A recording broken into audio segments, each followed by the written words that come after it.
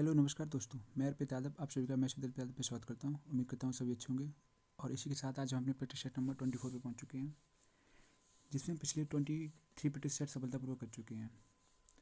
और जिसमें हमने काफ़ी तरीके से सीखे हुए स्टार्टिंग की जो हमारे 20 प्रैक्टिस सेट थे इसमें तो हमने पिछले सीखा ही है, बिल्कुल जीरो लेवल से सीखा। जिनका मैथ काफ़ी कमज़ोर है तो वो प्रैक्टिस सेट उन्हें जरूर देखनी चाहिए, क्योंकि उसमें हम सीख रहे हैं कि कैसे कैसे क्या हो रहा है। ठीक है, कॉन्सेप्ट अगर बन रहा है तो क्यों बन रहा है, कैसे। ठीक है। और ये आज का जो प्रैक्टिस सेट है, ये पेपर आपका हुआ था 30 नवंबर 2021 शिफ्ट नंबर सेकंड में। तो आज हम वो पेपर डिस्कस करने वाले हैं। और ये प्रैक्टिस सेट आपके लिए बहुत इंपॉर्टेंट होने वाले हैं, क्योंकि इस प्रैक्टिस सेट से होता क्या है, देखो सबसे क्या है फ़ायदे क्या है इनके। पहला तो ये कि हमारे डेली कॉन्सेप्ट रिवाइज होते चले जा रहे हैं, क्योंकि नए नए क्वेश्चन हम कर रहे हैं तो हमारे वो कॉन्सेप्ट बार बार आ रहे हैं तो हमारे वो रिवाइज हो रहे हैं। ठीक है, चाहे फार्मूला हुआ चाहे कॉन्सेप्ट हुए। दूसरी चीज़ क्या है कि जब हम प्रैक्टिस टेस्ट लगा रहे हैं तो हमें ये भी पता लगता है कि हमारी क्या कमजोरी है, कौन से चैप्टर हमारे वीक हैं, कौन से चैप्टर से हमारे क्वेश्चन नहीं बनते हैं। तो वही है कि आपके पास अभी टाइम है तो आप क्या करेंगे, अगर आपके क्वेश्चन नहीं बने तो अभी वो चैप्टर आप पूरा रिवाइज कर लें।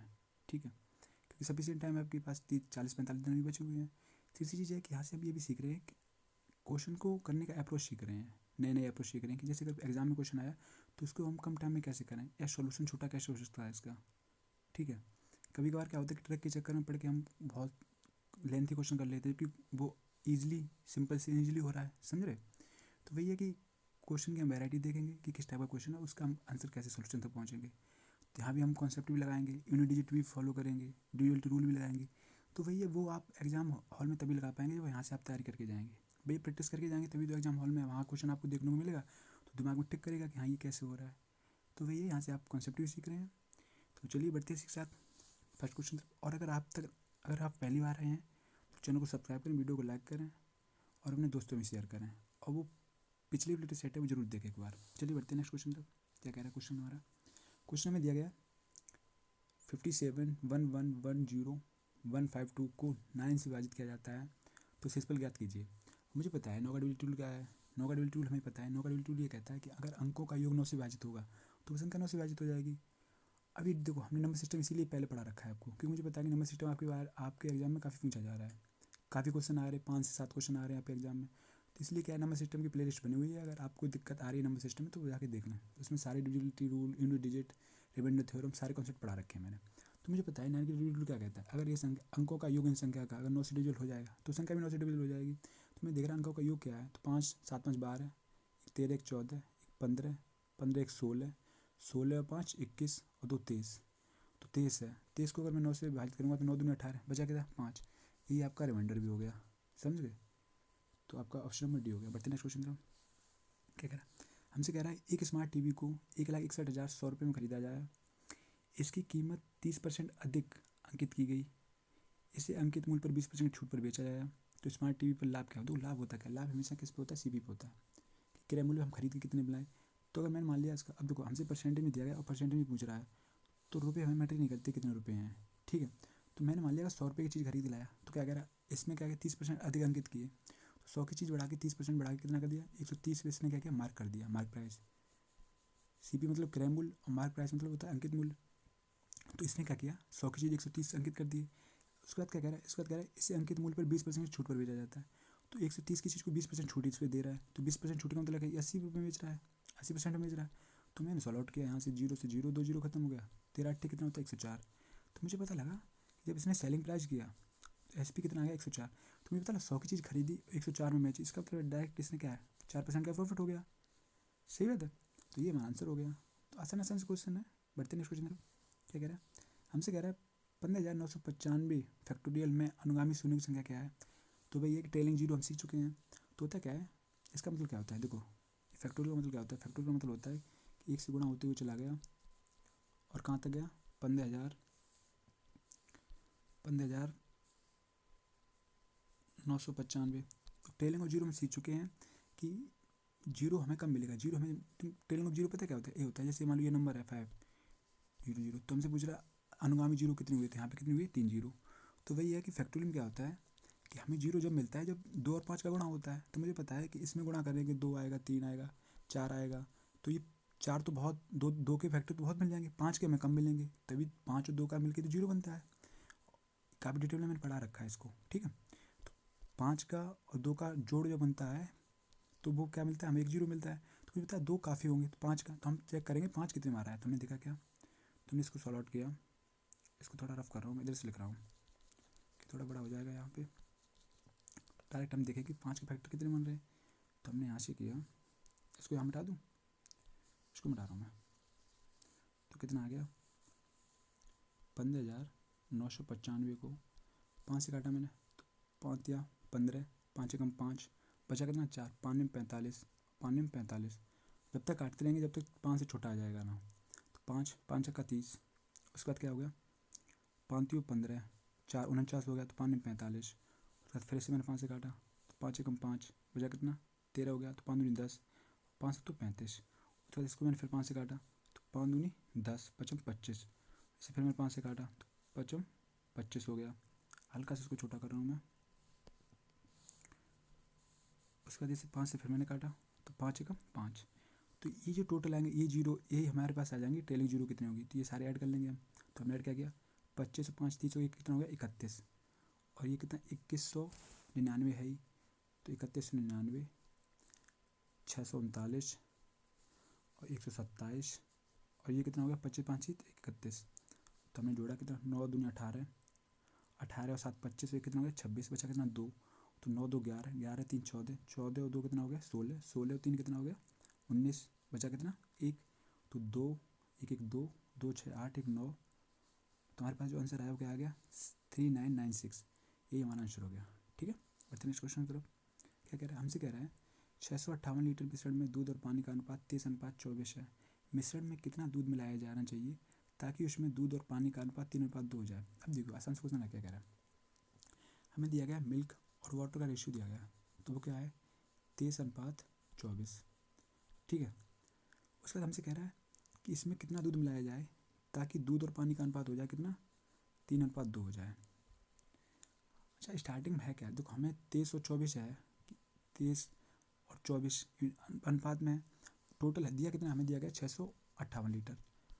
तो 2324 हो कितने गए, तो 23 4 3 7 और 47। तो मुझे पता लगा 47 की वैल्यू हमें कितनी दी गई, यूनिट में दी गई 47। अगर मैं काटूंगा तो 47 एकम 47, बचा कितना, तो 47 50 50 तक पहुँच गया, 3 बच जाएगा, और 15 ये, तो कितना हो गया 18, 188 हो गया। तो 47 चौको होता है 188, क्योंकि 4 चौक 16, 7 चौक 28, 188 हो गया। तो हमें पता लग गया एक की वैल्यू 14 है, एक यूनिट की वैल्यू हमारे पास 14 है। लेकिन अब क्या कह रहा है, हमसे कह रहा है कितना दूध मिलाना चाहिए, मिल्क कितना मिलाए कि 3:2 हो जाए। अभी बताइए, जब मिल्क मिला रहा है तो इसका मतलब पानी तो नहीं मिला रहा ना। अगर पानी नहीं मिला रहा तो क्या होगा, अगर पानी यहाँ पे 24 है तो यहाँ पानी यहाँ भी 24 होना चाहिए, क्योंकि बढ़ेगा तो दूध बढ़ेगा। तो दोनों बराबर करने के लिए मैंने क्या किया, देखो यहाँ पे कितना 24, इसको मैं अगर 12 से गुणा कर लूँ पूरी को, तो कितना हो जाएगा, तो हमारे पास आ जाएगा कितना आ जाएगा 12 दूनी 24 और 12 3 36। तो हमें पता लगा पानी तो नहीं बढ़ा, पानी सेम ही है, लेकिन 36 हो गया। तो मुझे पता लगा दूध जो है वो 23 से 36 हो गया। तो 23 से 36 का मतलब बढ़ कितना गया, तो बढ़ गया 6 में से 3 गया 3 और 3 में से गया 2, तो मुझे पता लगा 13 यूनिट बढ़ गया। लेकिन यहाँ पे हमें एक की वैल्यू दी कितनी गई है, जो रेशियो में दी गई एक की वैल्यू 14। तो 13 बढ़ाने के लिए क्या करेंगे, 13 गुणा 14 कर लेंगे, 14 तो 42 की 2, बचा कितना 4, 14 एकम 14 और 4 कितना हो गया 18। तो हमारा आंसर कितना हो गया 182, यही हमारा आंसर हो गया। बढ़ते नेक्स्ट क्वेश्चन तरफ। हमें दिया गया सभी 3 अंकों की संख्या का योग ज्ञात कीजिए जिन्हें 12 से विभाजित करने पर शेषफल 5 रहता है। अब बताइए, देखो 3 अंकों का योग चाहिए, सब संख्या होनी चाहिए 3 अंकों की। देखिए 2 अंकों से अगर हम देखें, सबसे छोटी संख्या 3 अंकों की कौन सी है, वो 100 है। तो ये बताइए पहली संख्या ऐसी कौन सी है जो 12 से विभाजित करने पर 5 शेषफल छोड़े। तो मैंने 12 से काटा, तो 12 8 96, लेकिन 96 क्या है, 96 2 अंकों की संख्या है, लेकिन क्या है अगर इसमें मैं 5 ऐड कर दूँ, 96 अगर मैं 5 ऐड कर दूँ तो कितने हो गया, तो 96 5 कितना होगा 101। तो हाँ, ये 3 अंकों की पहली संख्या ऐसी हो गई है, अगर मैं 12 से काटूंगा, 12 8 96 6, तो 5 अगर जोड़ेंगे तो 101। 101 ऐसी संख्या है जिसे अगर मैं 12 से विभाजित करूँगा तो शेषफल 5 छोड़ेगा। ठीक है, तो पहली संख्या 101 हो गई, और अंत में लास्ट संख्या क्या होगी, तो देखो अब देखो जो भी संख्या होगी इनकी गैप होंगी, कितने भी 12 की गैप होंगी, 12 से विभाजित होगी, तो दूसरी संख्या क्या होगी 113 होगी। और जैसे 113 को मैं 12 से काटूँ तो 12 8 96, 12 9 108, तो बचा कितना 5, तो ये 5 पे शेषफल होगा। तो ये जो गैप होंगी 12 12 की गैप में ही होंगी सारी संख्या। अगली होगी 125, अगर हम देखें तो क्या होगी अगली कितनी होगी 125। ऐसी अंत में अगर मैं मान लूँ लास्ट संख्या 3 अंकों की होती है क्या होती है 9 9 9। लेकिन मैं इसको काट के देखूँ, 12 से काटने के बाद शेषफल 5 भी हमें चाहिए, तो मैंने काटा तो 12 × 96 बचा कितना 3 39 हो गया। तो 12 3 36, तो 3 शेष बच रहा है, लेकिन हमें शेष 5 चाहिए। तो मुझे पता है कि अगर ये संख्या मैं घटाता रहूँ तब भी नहीं घटेगा। अगर मैं यहाँ पे इसका एक अंक घटा लूँ, 89 से कर लूँ, तो मैंने देखा क्या 12 × 96, अब बच कितना रहा है 96 बचा कितना 2 29 हो गया। तो 12 दूनी 24 5। तो मुझे पता लग गया अंतिम जो हमारी संख्या आ गई वो क्या आ गई 989। अगर मुझे ये मिल गया ना फिर तो कोई दिक्कत ही नहीं। अब देखिए हमें पहला पद मिल गया। फार्मूला क्या होता है हमारा फार्मूला होता है, हमसे कह रहा है इन सबका योग ज्ञात कीजिए। तो ये क्या है हमें पता लग गया समांतर श्रेणी में, क्योंकि समांतर श्रेणी का मतलब क्या है कि जो उनका अंतर होना चाहिए वो समान होना चाहिए। तो मुझे पता है 12 ऐड हो रहा है सब में, तो ये समांतर श्रेणी बन गई। समांतर श्रेणी के दो फार्मूले होते हैं। तो एक तो होता है कि SN होता है सम ऑफ n नंबर क्या होता है n/2। एक होता है फर्स्ट टर्म प्लस का लास्ट टर्म। ठीक है, अगर हमें अंतिम अंक हमारे पास है और पहला पद है हमारे पास, तो ये फार्मूला हो गया। एक फार्मूला क्या होता है हमारे पास अंतिम अंक नहीं होता तो क्या होता है हमारे पास n/2 2a प्लस का क्या होता है, इसको छोटा छोटा कर दो हल्का सा, दिख रहा है ना आपको। तो ये क्या हो गया 2a n-1 इंटू डी। ठीक है, एक फार्मूला ये हो गया। तो अब कौन सा ब्रेक लेंगे हमारे पास, देखो पहला टर्म क्या होता है फर्स्ट टर्म ये होता है, पहला प्रथम पद ये हो गया। ओके, ए हो गया जिसे बोलते हैं। एन होता क्या एन होता है टोटल नंबर ऑफ टर्म कितने हैं, टोटल कितने हैं। अब देखिए नंबर ऑफ टर्म हम निकालने के लिए क्या होता है, तो नंबर ऑफ टर्म निकालेंगे हम, तो क्या होता है उसका फॉर्मूला। अब देखिए इसको मैं रफ कर रहा हूँ यहाँ पे, क्योंकि देखो हमारे पास फर्स्ट टर्म आ गया लास्ट टर्म आ गया, लेकिन हमारे पास एन जरूर होता है। एन हमें पता चलेंगे कि नंबर हैं कितने टोटल। तो मैंने इसको रफ किया, मुझे पता है ये बार फॉर्मूला लगा लेंगे। तो हमने देखा क्या TN निकालने के लिए क्या होता है टोटल नंबर कितने हुए, तो उसका फॉर्मूला होता है क्या फर्स्ट टर्म लास्ट टर्म मतलब अंतिम पद माइनस का प्रथम पद अपॉन में टोटल डिफरेंट डी जो डिफरेंट है इनका और प्लस का 1।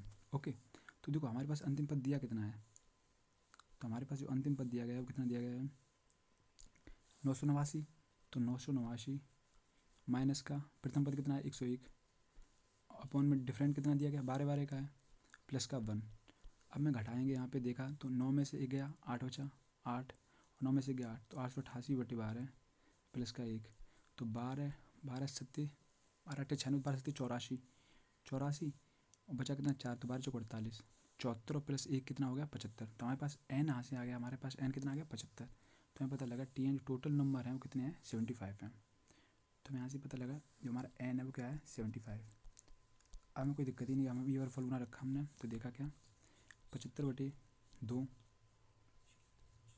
और फर्स्ट टर्म क्या है 101 और प्लस का अंतिम क्या है लास्ट टर्म जो आपका क्या है 989।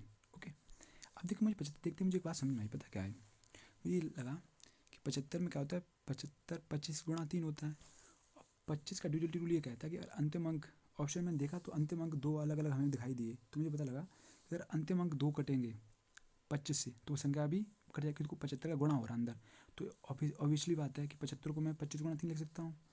तो अगर मैं 25 का गुणा अंदर कर रहा हूँ तो आंसर में भी 25 का गुणा होना चाहिए, मल्टीपल होना चाहिए। और 25 का ड्यूरेटिव ये कहता है कि अगर वो संख्या 25 से तभी कटेगी जब उसके अंतिम 2 अंक कटेंगे 25 से। तो मैंने देखा पहला ऑप्शन क्या है 55, अंतिम इसके 2 अंक 55 है, तो 25 दूनी 50 होता है, ये तो नहीं कट रहा, तो ये नहीं आंसर होगा। 74 होता है 25 या 75 होता है, ये नहीं कटेगा। 25 या 75 हाँ ये ऑप्शन हो सकता है। ठीक है, चौथा क्या है 44 है, तो 25 ये भी नहीं 2 अंक कट रहे 25 से, तो ये भी नहीं होगा। तो हमें पता लगा आंसर जो हमारा बन रहा है वो क्या बन रहा है ये। तो भैया यही चीज़ आप पता कब सोच पाएंगे, ये जब सोच पाएंगे जब आपने इस टाइप के क्वेश्चन कर लिए होंगे, समझ गए। बाद बाकी सोल्यूशन भी करें तो आप भैया लेंथी कर लेते हैं, क्या दिक्कत है। तो हमने देखा कि हमारे पास आ गया, तो हमारे पास बचा क्या 75 गुणा और 101 और ये कितने हो गए 9 1 10 की 0 यहाँ से लगी 1 9 9। तो हमने इसे बटे 2 से हमने काटा तो कितना आ गया 2 चौकू 8, ये जाना ये हो जाएगा 1090 हो जाएगा ना। 1 मिनट, तो ये हो गया 9 1 10 की 0 यहाँ से लगी 1 9 9 1 10। ऐसे मैंने अगर 2 से काटा तो कितना आ गया 2 पंचे 10 2 दूनी 2 चौकू 8 2 पंचे 10। अब देखिए 75 गुणा 545 हमें करना है। तो मुझे पता है मुझे 75 का टेबल नहीं पता, लेकिन मुझे 2500 गुणा 3 तो पता है ना। तो मैं पहले 25 का कर लूँगा फिर 3 का कर लूँगा गुणा। तो मैंने 25 का गुणा किया कितना आया 25 पंजे 125 बचा कितना 12 25 चौकू 100 और 12 कितना हो 112 बचा कितना 11 25 पंजे 125 और 11 कितना हो 136। तो 136 × 3 हमने किया तो हमारे पास क्या आया, तो हमारे पास आया क्या टिप से 15 5 हाथ से लगी 1, 3 6 1 7, तिचक 18 1, तिचक 18 की 8 हाथ से लगी 1, 3 त्रिका 9 1 10 की 0 हाथ से लगी 1, 3 1 3 1 4, तो 4 8 4 0 8 7 5, ये हमारा आंसर हो गया। ये आ रहा था पहले भी आपका। ठीक है, बढ़ते नेक्स्ट क्वेश्चन तरफ। क्या कह रहा है, उस गोले का पृष्ठीय क्षेत्रफल ज्ञात कीजिए जिसकी त्रिज्या 175 सेंटीमीटर है और जहाँ हमें पाई की वैल्यू दी गई कितनी 22/7। अब देखो गोले का पृष्ठीय क्षेत्रफल होता है क्या है, गोले का सरफेस एरिया होता है, वो होता है हमारे पास क्या होता है, वो होता है 4πr²। पिछली क्लास में भी पढ़ाया मैंने आपको। उसके बाद क्या इसका जो आयतन होता है, वॉल्यूम होता है, वो क्या होता है 4/3। अगर आपका नहीं लिखा हुआ है तो आप लिख लें, स्फीयर का क्या होता है, सरफेस एरिया जो होता है 4πr² होता है और इसका वॉल्यूम होता है तो होता है 4/3πr3। ओके, तो हमने सॉल्व आउट किया, तो हमारा सरफेस एरिया क्या है 4πr², तो 4 पाई कितना है 22/7, r² कितना दिया गया, हमें दिया है 175 त्रिज्या है यार। ठीक है, अब यहाँ से सॉल्व आउट किया, लेकिन मुझे पता है, मुझे 22 देखते समझ में आ गया। 22 देखते क्या समझा, मुझे ये लगा कि इसमें 11 का ड्रिल टूल लगेगा, और 11 का ड्रिल टूल क्या कहता है, हमसे कहता है कि सम अंकों के जो स्थान पे जो अंक होंगे उनका योग और विषम अंकों के स्थान पे अंकों का योग, और उन दोनों का अंतर या तो 0 या 11 हो, क्योंकि हम सारी क्लास में पिछले में 11 का ड्रिल टूल आपको बताते आ रहा हूँ। अगर वो 0 या 11 आएगा तो संख्या 11 से कट जाएगी। तो मैंने देखा क्या इसमें क्या आ रहा है 5 3 8, आगे 0 है तो कोई मतलब नहीं, 5 3 8, ये कितना आ गया 6, तो 8 में से 6 गया 2 आ रहा है, तो पहला तो नहीं हो सकता। दूसरा मैंने देखा 5 3 8 और 5, 8 में से 5 गया 3 आ रहा है, तो ये भी नहीं होगा, क्योंकि अंकों का डिफरेंट जो होना चाहिए या तो 0 या 11 होना चाहिए। तो 5 3 8 और कितना है 6 7 7 है, तो 8 में से 7 गया 1 आ रहा है, तो ये भी नहीं होगा। तो 5 3 8 और ये 8, तो 8 में से 8 गया 0, तो आपका यही आंसर होगा। तो अब ऑप्शन नंबर क्या होगा 4। बाद बाकी क्या है, आप अगर सोल्यूशन करना चाहें तो आराम से मैंने आपको फॉर्मूला लिख दिया, आप कैलकुलेशन करना है इसकी। ठीक है, कैलकुलेशन कोई ईजी नहीं, ईजी है, कोई दिक्कत नहीं, इतना बड़ी कैलकुलेशन भी नहीं है। तो कितना है 4। ओके, तो ये कैलकुलेशन आपकी होगी। बढ़ते नेक्स्ट क्वेश्चन तरफ। क्या कहते हैं, हमसे कह रहा है गुत्तु श्रेणी का योगफल ज्ञात कीजिए। देखो मैंने इस टाइप की ट्रिक बताई है कि अगर जब भी आपको जीपी में सीरीज दिखाई दे इस टाइप की, तो हमें क्या करना है, जो हमारा आंसर बनेगा ना वो क्या बनेगा, पहला पद देखें तो 13, और इसमें जो 11 है ना, 11 में से 1 कम कर लें, तो हमारा क्या आएगा 13/10। अब ये देखिए 13/10 करके ऑप्शन है आपके पास, तो एक ही ऑप्शन है आपका डी, ये आपका आंसर हो गया। बट फिर भी अगर सोल्यूशन देखना है तो देखिए क्या है, कैसा है जीपी। देखो जीपी का हमसे कह रहा है एन पदों का योग कीजिए, तो एन पदों का योग होता है जीपी में ए 1 - r⁻n अपॉन 1 - r। अब देखिए ए कितना है, ए हमें दिया गया कितना 13/11, वहीं आर हमें कितना दिया गया, आर होता है क्या, आर होता है सार अनुपात होता है, तो वो होता है सेकंड टर्म अपन फर्स्ट टर्म, तो 13/121, और बटे में क्या है 13/11, तो ये पलट जाएगा, तो क्या आ जाएगा हमारा आ जाएगा 13/121, और क्या आ जाएगा 11/13, तो 13 से 13 कट जाएगा, 11 एकम 11 के 11 में गए 1/11, तो हमारा आर कितना आ गया 1/11 आ गया। तो हमारा आर यहाँ से आया हमारे पास, आर कितना आ गया 1/11। अब क्या दिक्कत है, अब हम सॉल्व कर लेंगे, तो हमारे पास ए मिलेगा कितना है 13/11, 1 - आर कितना है 1/11 की पावर n, 1 - आर तो 1/11, तो 11 एकम 11, तो आएगा कितना हमारे पास आएगा 10/11 आ जाएगा। ठीक है, अब देखिए वही तो होता है कि ये पलट जाएगा, जब ऊपर पलट जाएगा तो 11 से 11 कट जाएगा, हमारे पास आ जाएगा कितना 13/10, अभी मैंने पिछले बताया, तो 1 - 1/11 की पावर n, ये हमारा आंसर हो गया। तो ऑप्शन नंबर डी, ये मैं बता रहा था आपको कि डायरेक्ट 13 में 10 के उम्र, क्योंकि मुझे पता है कि ये 11 आएगा, तो 11 एकम 11, जब इनका सारा अनुपात 1/11 टाइप का या 1/5 है, तो समझ रहे तुम, तो वो हमारा यही बन जाएगा। ठीक है, बढ़ते नेक्स्ट क्वेश्चन तरफ। हमें क्या दिया क्वेश्चन, यहाँ पे ना वो है डिवाइड बाई है।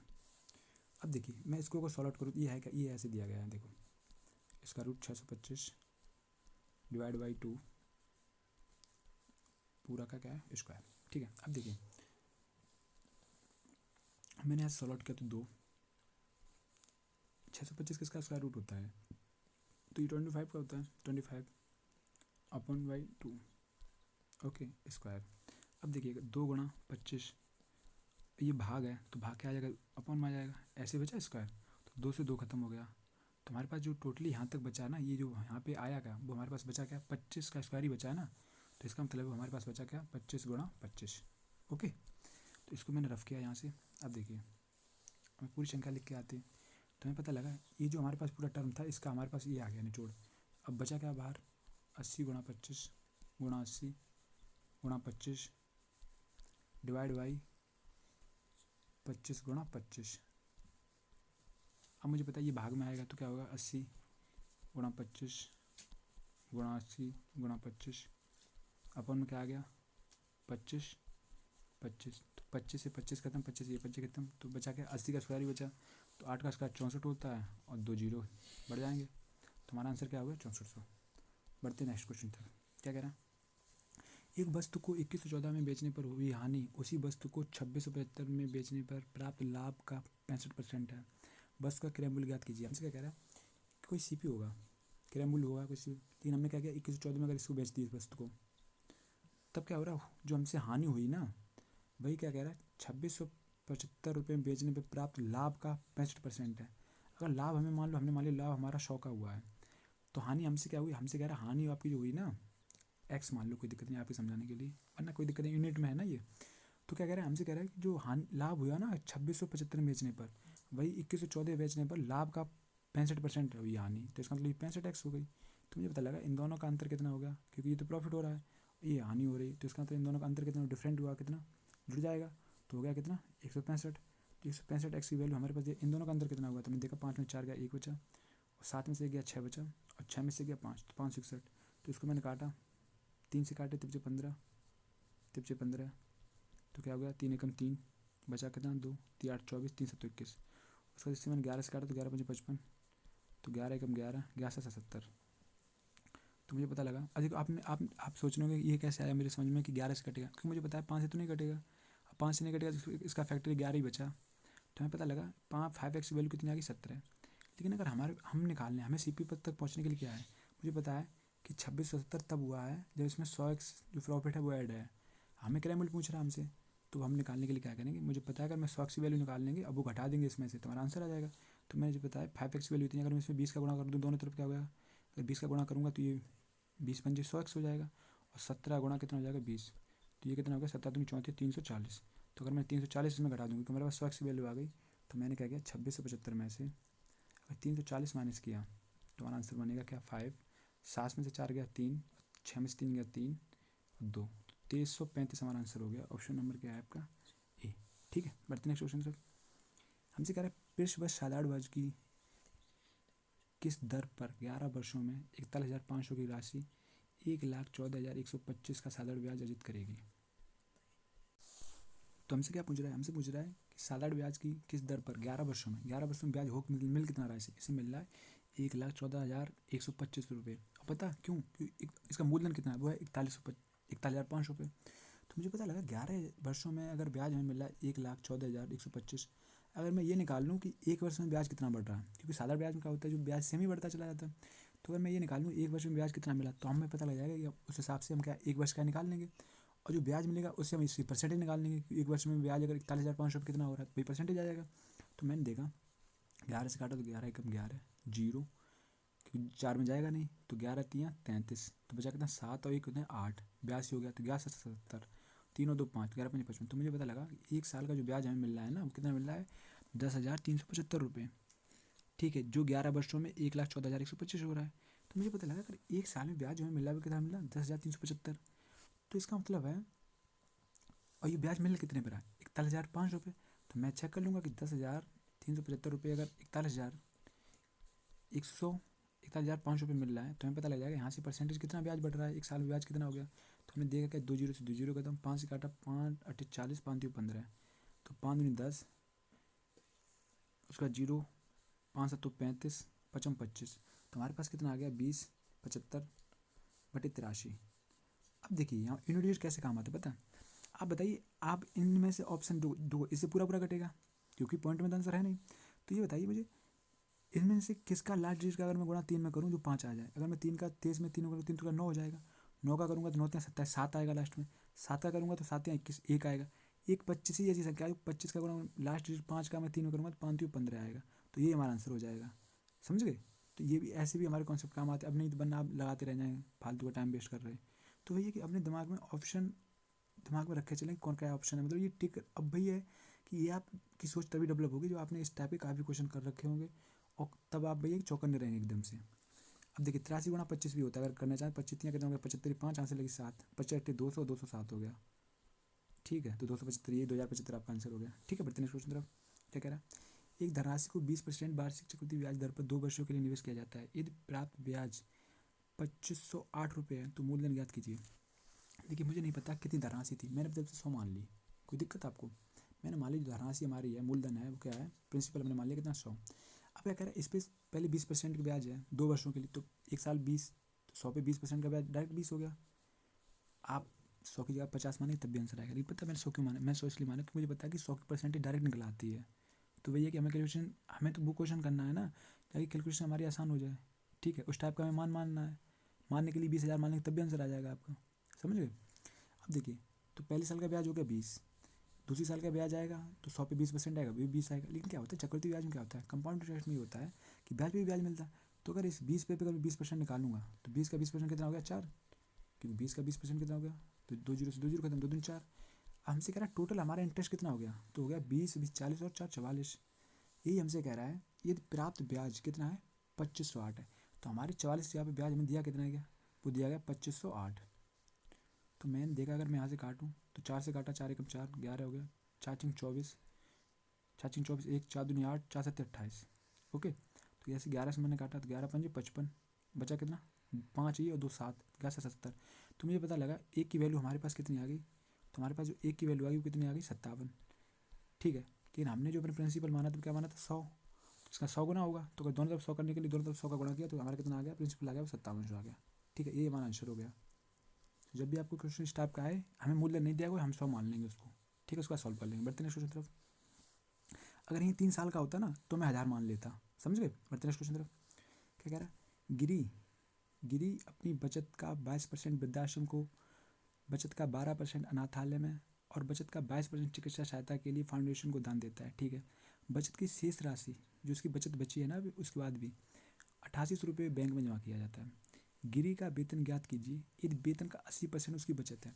तो गिरी की जैसे इनकम है, गिरी की इनकम मान लो 100 है, मैंने मानी अपनी तरफ से। उसके बाद एक्सपेंडिचर खर्चा करती है ये, उसके बाद इस पर इनकम होता है, इनकम क्या होता है, खर्चा और प्लस का सेविंग, कि बचत कितनी कर रही है, ये खर्चा हो गया। तो मुझे पता है वो कह रहा है कि वेतन का 80% उसकी बचत है, अगर 80 बचा रही है तो 100 है टोटल, इसका मतलब खर्च कितने कर रहा है, 20। ओके, इतनी बात समझ आई? तो हमसे क्या कह रहे हैं, हमसे कह रहा है कि अपनी बचत का 22% तो वृद्धाश्रम में दे रही है, उसका 12% अनाथालय में दे रही है, ऑर्फनेज में दे रही है ये 12%, ओल्ड एज होम में दे दिया इसने 22%, उसके बाद 12% इसने अनाथालय में दे दिया, उसके बाद 22% ये क्या करती है, चिकित्सा के लिए, मेडिसिन के लिए दे रही है। ओके,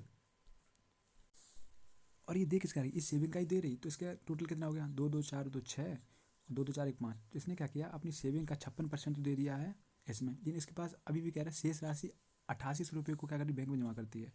इसका मतलब है कि इसकी जो सेविंग है ना, सेविंग का 56% खर्च कर दिया, तो इसका बचा कितना, 56% अगर खर्च करता है 44% बचा। तो ये क्या कर रही है कि अपने 80 का 44%, 40 बटे 100 क्या कर रही है, जो 88 रुपये हैं यही तो बचा, क्योंकि यही बचा है, वो क्या करी, बैंक में जमा कर दे रही है। तो मैंने यहाँ से काटा 44 दूनी क्या हो गया, 88, उसके बाद 20 चौकू 80 और 20 पंजे 100 और 2 से काटा 2 दूनी 4। ओके, तो हमारे पास कितना आ गया, अगर मैं 2 की वैल्यू आ गई यहाँ से 2, तो कितना हो गया, ये 500 गया तो 500 हो जाएगा। तो यहाँ से एक की कितनी होगी, एक की होगी कितनी, 250, एक की 250 हो गई। तो हमसे पूछ रहा है, हमसे क्या कह रहा है, हमसे पूछ रहा है अगर एक की यहाँ 250 आ गई हमारी, तो हमसे ये कह रहा है, लेकिन हमारी तो इनकम पूछ रहा है, हमसे पूछा क्या, हमसे पूछा गिरी का वेतन ज्ञात कीजिए। तो हमारी इनकम थी कितनी, हमारी इनकम थी 100, तो इसको 100 को दो तरफ गुणा कर दिया तो हमारे 100 बराबर क्या आ गया, 25,000। ठीक है, ये हमारा आंसर हो गया। इस टाइप का क्वेश्चन हम कर भी चुके हैं पिछले। तो भैया क्लास सेशन से आप जुड़े रहिए, शुरू से जुड़े रहिए, पिछली सेशन देखिए। आप क्लास से जब बाहर निकलेंगे ना, जिस दिन एग्जाम हॉल से एग्जाम देके, और इस क्लास से जो भी इस चैनल पे जो भी आपको क्लासेस पढ़ाएंगे, चाहे फिर आपको कॉन्सेप्ट द डे में पढ़ाएंगे होंगे, चाहे फिर नंबर सिस्टम पढ़ाएंगे होंगे, आपके लिए स्पेशली क्लास लगाएंगे यूपी प्लस को लेके, यूपी एसआई को लेके। तो भैया वो क्लास आप सारी देख के जाएँ, जब आप एग्जाम दे के आएंगे तो आपको लगेगा कि हाँ क्या पढ़ाया मुझे, समझ गए? चलिए बढ़ते हैं स्टूडेंट तरफ। जे एक कार्य को 81 दिनों में पूरा करता है, के उसी कार्य को 84 दिनों में पूरा कर सकता है। यदि वे एक साथ कार्य करते हैं तो पूरे कार्य को समाप्त करने में कितने दिनों की आवश्यकता होगी। तो जे क्या कर रहा है, 81 दिनों में काम कर ले रहा है। वहीं के क्या करता है, के करता है 84 दिनों में काम पूरा। ठीक है, यदि भी एक साथ कार्य करते हैं तो कार्य कार्य पूरा कितने दिनों में होगा। अब देखिए हमें इनका एलसीएम लेना है। अब देखिए एलसीएम क्या है, 81 84 का एलसीएम लेना, तो क्या 3 से काटा तो 3 दूनी 6, 3 7 21, 3 दूनी 6 3 8 24। अब क्या ये तो कटेंगे नहीं, तो हमारे पास एलसीएम आ गया, कितना आ गया 3 गुणा 27 गुणा 28। ओके, ये वैसे भी आपको देखते ही समझ में आया होना चाहिए, क्योंकि 81 तियाँ 27 तियाँ 81 होता है और 28 तियाँ 84 होता है, ये तो बेसिक चीज़ है। अब मुझे पता है इनका हम एफिशिएंसी कैसे निकालेंगे, 27 तियाँ 81, 27 तियाँ 81 होता है, तो बचा कितना 28, तो इसकी कार्यक्षमता आ गई कितनी 28 आ गई। वहीं 28 तियाँ होता है 84, तो इसकी एफिशिएंसी कितनी आएगी 27। तो हमसे कह रहा है दोनों मिलकर काम कितने देर में पूरा करेंगे, तो काम हुआ कितना हमारे पास, तो हमने देखा काम कितना है, तो ये दोनों मिलकर करेंगे 28 और 27 कितना हो, 27 दिन 54 एक 55, तो 55 करेंगे दिन में, और टोटल वर्क कितना है, तो 28 से कम 28, 8 बचा कितना 2, और 28 28 28 80 कितना होता है 8 दूनी 16 160 और 8 8 64, तो 60 और 60 कितना हो गया 6 6 12 220 224 224 हो गया ना, 224 और 2 हो गया 226, इतना ही हुआ हमारा, ये बताओ। ठीक है, अब देखिए, अब मैं इसे 55 से काट रहा हूँ, तो देखो क्या होता है, 55 चौक पता कितना होता है, 55 चौक होता है 5 चौक होता है 50 चौक कितना होता है 200, और 5 चौक 20, तो 220 हो गया, तो ये 4 बार ही जाएगा, तो 4 बार उसका 220 हो गया, तो बचा कितना हमारे पास 6 बचा 68 हो गया, तो 55 एकम 55 एक ही बार जाएगा, तो 55 एकम 55 बचा कितना 13, तो 41 सही 13/55। ठीक है, ये वाला आंसर हो गया, तो ऑप्शन नंबर बी। भैया आप ऑप्शन देके डर गए होंगे कि बताओ कैसे कैसे ऑप्शन है, तो कैसा आंसर आएगा, आसान सा है, कोई नहीं है, समझे, बस ये कि फालतू का टाइम वेस्ट मत कीजिए। बढ़ते नेक्स्ट क्वेश्चन तरफ। ए एक्स से वाई तक 187 किलोमीटर प्रति घंटा की गति से यात्रा करता है और 330 मिनट देरी से पहुंचता है। यदि वह 198 किलोमीटर प्रति घंटे की गति से यात्रा करता और 330 मिनट जल्दी पहुंच जाता, तो एक्स और वाई के बीच की दूरी क्या थी। अब मुझे बताइए क्या कर रहा है, पहले तो क्या कर रहा है 187 किलोमीटर हिसाब से जा रहा है, तब वो 330 मिनट देरी से पहुंचता है। अब उसने क्या किया, स्पीड बढ़ा ली, तो ऑब्वियसली बात है स्पीड बढ़ा ली तो टाइम कम लगेगा। अब होता क्या, डिस्टेंस हमारी सेम है, तो मैंने अपने से मान लिया क्या कि अगर पहले इसका स्पीड जो होगी ना, स्पीड का टाइम से इन्वर्स हो जाएगा। तो मुझे बताया कि अगर स्टार्टिंग पहले टाइम 198 लग रहा था, अब टाइम कितना हो गया 187 हो गया, तो इसका मतलब है इन दोनों के अंतर कितना है। अब देखिए 198 का टाइम ज़्यादा लग रहा था, अब टाइम कम लगेगा, तो पहले क्या है 330 मिनट देरी पहुंच रहा था, उसका टाइम हो गया, उसके बाद 330 मिनट ले लिए। इसमें क्या है, इसमें क्या है 330 मिनट जल्दी पहुंच रहा है, इसका मतलब दोनों ऐड हो जाएंगे। तो मुझे पता है इन दोनों का अंतर कितना हुआ, 8 में से 7 गया 1 और 9 में से 8 गया 11, तो 11 का अंतर हमें दिया गया 330 ये, 330 ये कितना हो गया 660। ठीक है, तो 11 6 66, तो 60। और आप पहली क्लास से हमसे जुड़े हुए हैं तो आप समझ आएंगे कि ऐसा ये कर क्यों रहे हैं, क्योंकि ये मैंने आपको काफ़ी बार बताया, 5 से 6 बार तो कम से कम मैंने बताया होगा कि ऐसा हो क्यों रहा है। ठीक है, ये एक तरीका का एल्शियम होता है कि जो हमारे पास स्पीड देखो, जब हमारे पास डिस्टेंस सेम होती है, जो डिस्टेंस होते क्या है स्पीड इंटू टाइम। अगर मान लो 60 किलोमीटर हमारे पास डिस्टेंस ट्रेवल करनी है और टाइम स्पीड हमारी 15 है, तो टाइम कितना लगेगा 4। भैया अब हमें 60 ही किलोमीटर करनी है, अब स्पीड हमारी कितनी होगी 4, हमने मान ली स्पीड हमारी 4 हो गई, तो ऑब्वियसली बात है टाइम ऑटोमेटिक जो हमारा होगा 15 हो जाएगा, क्योंकि इसका उल्टा हो जाएगा। तो वही यहाँ पे हो रहा है, यहाँ पे क्या स्पीड 187 से 198 हो गई, तो टाइम कितना हो गया 198 से 187 हो गया, तो ये देरी से पहुँच रहा था अब जल्दी पहुँच रहा है, तो इन दोनों का अंतर कितना हो गया, तो 11 का अंतर कितना हो गया 66 660, तो एक का अंतर कितना हो गया या 66 हो गया। अब हमसे पूछ रहा है एक्स से वाई के बीच दूरी क्या है, तो डिस्टेंस हम निकाल लेंगे, स्पीड इंटू टाइम होता है, तो किसी में भी रख लेंगे हमारा आंसर सेम ही आएगा। अब देखिए मैंने कैलकुलेशन में रखा, तो हमने क्या किया, अगर स्पीड हमने मान ली कितनी है 187 हमारी, तब टाइम कितना लग रहा है 198 गुणा 60।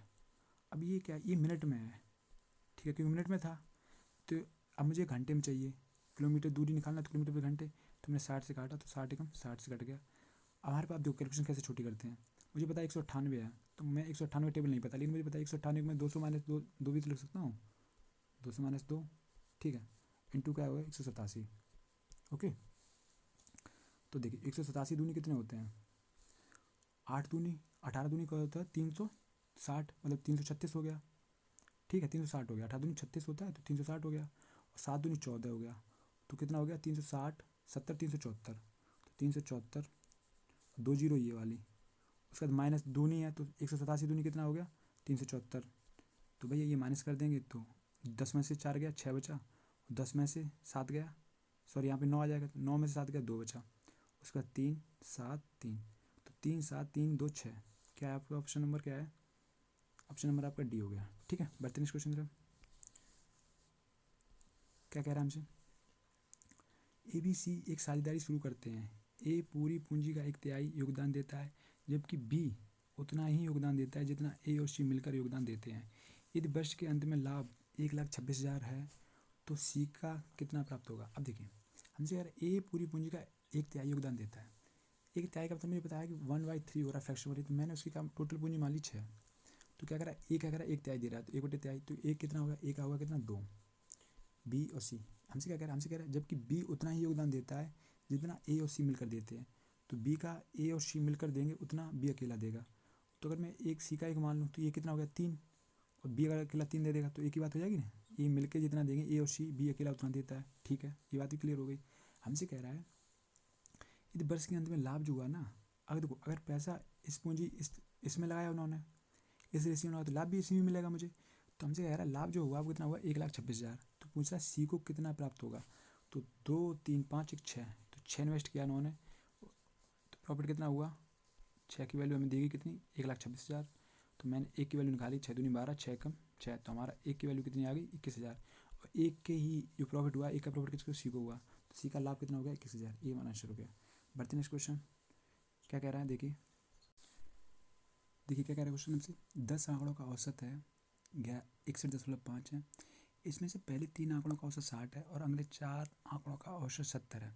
यदि 8वां आंकड़ा 9वें आंकड़े से 10 कम है और 10वें से 4 कम है तो 8वां आंकड़ा का ज्ञात कीजिए। अब देखिए हमें दिया गया 10 संख्याओं का औसत, आंकड़े में तो संख्या है, ठीक है, नंबर। तो क्या कह रहा है 10 संख्याओं का औसत में कितना दिया गया 61.5। तो इनका योग कितना हो जाएगा, तो इनका योग हो जाएगा कितना 615। वही हमसे कह रहा है पहले 3 आंकड़ों का औसत 60 है, तो पहले 3 संख्या का औसत कितना है 60। तो इनका योग कितना हो गया 3 गुणा 60, तो कितना हो गया 36 18 180। वही हमसे कह रहा है अगले 4 आंकड़े हैं उनका योग कितना दिया गया, उनका औसत दिया गया 70। तो योग कितना हो गया, योग हो गया 70 गुणा 4, तो 7 चौक 28 280। तो मुझे पता लगा 4 3 7 संख्याओं कितना हो गया 0 8 8 16 6 हाथ से लगी 1, तो 2 2 4 460 हो गया। ओके, तो मुझे पता लगा इसका तो 460 हो गया। हमारे पास बची कितनी संख्या, हमारे पास संख्याएँ बची 3, इसको छोटा करूँ हल्का सा, ठीक है। तो हमारे पास संख्याएँ जो बची हैं वो 3 बची हैं, कौन सी 8th 9th और 10th। ओके, अब हमसे क्या कह रहा है, हमारे पास संख्या में बचा कितना 615 में से अगर मैं 460 घटा दूंगा तो हमारे पास बचा कितना 5, 11 में से 6 गया 5 और 1 में से गया, तो हमारे पास नंबर बचा है 155। अब हमसे क्या कह रहा है, हमसे कह रहा है कि 8वां आंकड़ा जो है 9 में से 10 कम है। अगर 9वें को मैं x मानता हूँ तो 8वां कितना हुआ, तो 8वां कितना हो गया x माइनस 10, क्योंकि 9 में से कितना है 10 कम है तो 10 हो गया, ठीक है कम हो गया। भाई हमसे कह रहा है 10वें आंकड़े से 4 कम है, तो अगर मैं इसको मान लूँ कितना x माइनस 6, तो ये 4 कम हो गया क्योंकि ये तो माइनस के 10 हो रहा है, ये माइनस के 6 ही हो रहा है, तो 4 और ज़्यादा कम है ये। ओके, अब यहाँ से मुझे पता लग गया हमसे अगर हमारे पास इन तीनों का योग कितना दिया गया 155 दिया गया, तो मैं ये ऐड कर दूंगा। तो मैंने देखा क्या, ये तीनों ऐड किया मैंने, तो हमारे पास क्या आ गया 1x 3x हो गया। उसके बाद क्या आया माइनस के 10 और माइनस के 6 कितना हो गया माइनस के 16, तो कितना दिया गया इसकी वजह से बराबर कितना दिया गया, योग आ गया कितना 155। तो मैंने यहाँ से सॉल्व आउट किया, हल्का से उसको ऊपर बढ़ा रहा हूँ, तो देखो क्या 3x, ये 16 उधर जाएंगे तो क्या हो जाएंगे प्लस के हो जाएंगे, तो कितना हो गया 6 5 11 यहाँ से लगी 1, तो 6 1 7 175। 3 से मैंने काटा तो क्या आ गया x, 3 से 15, 6 5 11 है ना, एक है ना 6 5 11 6 5 11 7, ठीक है। तो 3 से 15 बचा कितना 2 3 7, तो मुझे पता लगा एक्स की वैल्यू कितनी आ गई, हमारे पास एक्स की वैल्यू आ गई 57। ओके, हमसे पूछ क्या रहा है, हमसे क्वेश्चन में दिया गया, हमसे क्वेश्चन पूछ रहा है कि 8वां आंकड़ा ज्ञात कीजिए। आंकड़ा 8वां है कितना आपका x माइनस 10, और x की वैल्यू हमारे पास अगर 57 है तो इसमें से अगर मैं 10 घटा दूंगा तो क्या है 57 माइनस के 10 कितना आ गया 47। ये हमारा आंसर हो गया। तो ऑप्शन नंबर आपका क्या हुआ 2। बढ़ते नेक्स्ट क्वेश्चन तरफ। क्या कह रहा है, दो संख्या का महत्व समावर्तक 19 है, उनके लघुत्तम समावर्तक के अन्य दो भाजक 23 और 24 है, उनमें से छोटी संख्या ज्ञात कीजिए। अब देखिए क्या होता है, जैसे मैं आपसे कहूँ 20 और 25 है, संख्या है 20 और 25, इसका एचसीएफ बताइए, मतलब महत्व समावर्तक बताइए। तो एचसीएफ निकालने के लिए आपने क्या किया 5 गुणा किया, 5 चौक 20 5 25। अब इन दोनों में तो कुछ कॉमन है नहीं फैक्टर, तो यही आपका क्या हो गया एचसीएफ हो गया। तो क्या कह रहा है, हमसे कह रहा है कि और देखो अगर एलसीएम निकालेंगे क्या, तो एलसीएम में ये जोड़ लेंगे तो 5 चौक 20 5 100 हो जाएगा। लेकिन हमके इसके दो भाजक आ गए, एलसीएम में भाजक क्या आ गया, एक 4 आ गया एक 5 आ गया।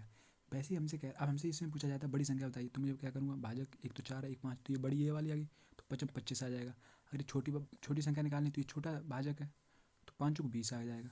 भाई इस केस में हमें क्या दिया गया, इसी से आप समझ चुके होंगे जो हमें दिया गया है। हमसे कह रहे हैं इसके दो भाजक दिए गए कितने, 23 और 24, तो 23 और 24। और एचसीएफ कितना दिया गया, एचसीएफ दिया गया हमें 19।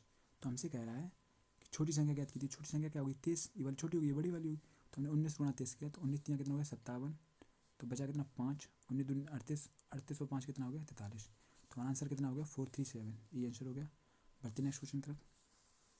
जब एक प्लॉट 30,030 में बेचा जाता है तो मालिक को 22% की हानि होती है। 22% का लाभ प्राप्त करने के लिए उस प्लॉट की कीमत पर बेचा जाना चाहिए। देखो क्या कह रहा है, हमसे कह रहा है हमने मान लिया कीमत 100 थी, अगर उससे कह रहा है 30,030 में बेचा जाता है तो 22% हानि होती है, तो इससे 22% हानि में बेचने के बाद क्या होगा, और मैंने लिया 100% तो 22 गया, तो बचा कितना हमारे पास 78।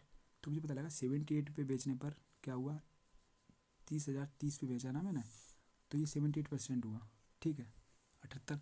लेकिन हमसे कह रहा है 22% का लाभ चाहिए, तो 100 से बढ़ के 22% चाहिए, तो इसका मतलब 122 की वैल्यू चाहिए। तो एक की वैल्यू कितनी आ गई, तो एक की आई कितनी हमारी 30,030 बटे 78। हमें 122 की चाहिए, तो हमने क्या किया 122 के दोनों गुणा किया, तो हमारे पास क्या आ गया 122 क्या आ जाएगी। ओके, तो यहाँ से मैंने सॉल्व आउट किया, तो मैंने क्या पाया, तो हमने पाया क्या, अब देखिए मैंने क्या किया, इसे 2 से काटा, तो 2 3 6 दूनी में 18, 2 6 12, 2 1 2। ओके, उसके बाद मुझे एक चीज़ दिख रही, पता क्या मुझे दिख रहा है, देखो पहले से मैं भी नहीं लगा के आया, 3 3 9, 3 3 3। चलो डायरेक्ट सॉल्व भी कर लेते हैं। देखिए क्या कभी कभार क्या होता है कि शॉर्ट के चक्कर में पड़ जाते हैं ना, तो काफ़ी शॉर्ट क्वेश्चन में काफ़ी लेंथी हो जाता है। अब देखिए मैंने क्या किया, 61 का गुणा किया इसमें, तो कितना आ गया 0। 61 यहाँ कितना हो गया 3 एकम 3, 3 18। उसके बाद कितना आ गया 61 यहाँ कितना हो गया 183।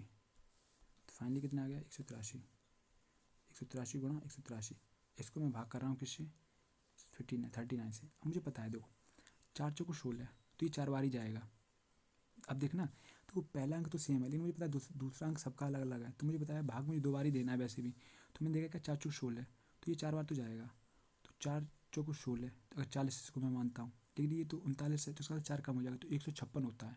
तो 156 से 60 तक जाने के लिए 4 और 4 हो गया, और 23 ये, तो 23 और 4 कितना हो गया 23 और 4 27 हो गया। तो हमारे पास बाकी बचा कितना 271।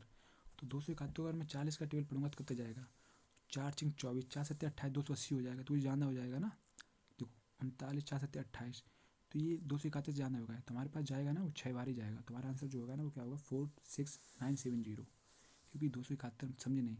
और 49 का अगर मैं 7 बार गुणा करूँगा ना, तो 7 3 3 हासिल लगी 6, 7 21 और 6 कितना हो गया 27। तो ये 273 ये ज़्यादा हो गया ना 271 से, तो 7 बार तो नहीं जाएगा, तो 6 बार जाएगा, इसलिए हमारा आंसर नहीं आया। तो भैया ऑप्शन अब भैया आप अंधा धुंध अगर करने बैठे तो फिर इसको टाइम लग जाएगा। भैया ऑप्शन की हेल्प लीजिए, आगे बढ़िए, बढ़ते नेक्स्ट क्वेश्चन तरफ। हमें दिया गया क्वेश्चन आसान से क्वेश्चन सिम्प्लीफिकेशन में क्या कह रहा है, देखो एक को समझो फिर बाकी आप समझ जाएंगे। अगर मैंने इसको 1009 भाग कर रहा हूँ, तो अपॉन में आ गया 03। तो मुझे पता है यहाँ पे अंक 3 अंक दशमलव है, यहाँ पे 2 है, तो क्या होगा दशमलव हटाएंगे तो 2 अंक से 2 अंक तो कट जाएगा, लेकिन एक जान है तो क्या है 0 आ जाएगा। तो हमारे पास जो आएगा वो क्या आएगा 9/30। ओके, तो 3 से काटा मैंने क्या आ गया 3/10, ठीक है। तो हमारे इतने का क्या आंसर आ गया 3/10। तो मैंने देखा क्या, तो हमारे पास आ गया इतने का 3/10 आ गया। तो इसका हमने लिखा कि 3/10, तो प्लस ऐसे ही देखिए यहाँ पे 3 अंक दशमलव, यहाँ 2 अंक बाद है दशमलव, तो क्या 7/10 आ जाएगा, 7/10 आ जाएगा ना, क्योंकि बाकी तो कट ही जाना है। तो 7/10 माइनस, अब देखिए यहाँ पे क्या है 3 अंक का दशमलव, लेकिन यहाँ पे कुछ नहीं है, तो मैं क्या करूँगा 4 बटे, लेकिन 3 अंक का दशमलव है तो 0 आएंगे कितना 1 2 3 0 इंटू का x, मैंने मान लिया क्वेश्चन मार यहाँ पे क्या आएगा 6/10।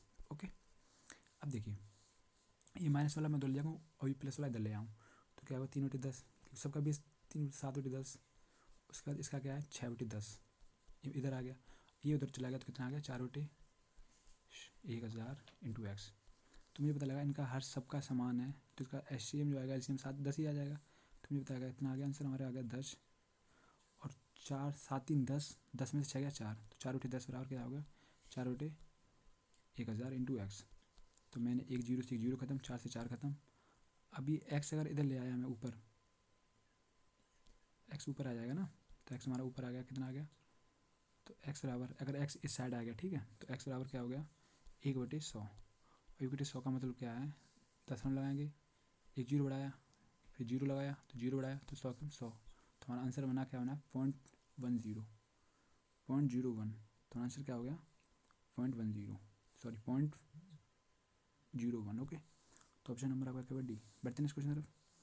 क्या कह रहा है, पाइप ए एक टैंक को 170 घंटे में भर सकता है, पाइप बी उसी टैंक को 204 घंटे में भर सकता है, पाइप सी उसी टैंक को 255 घंटे में भर सकता है।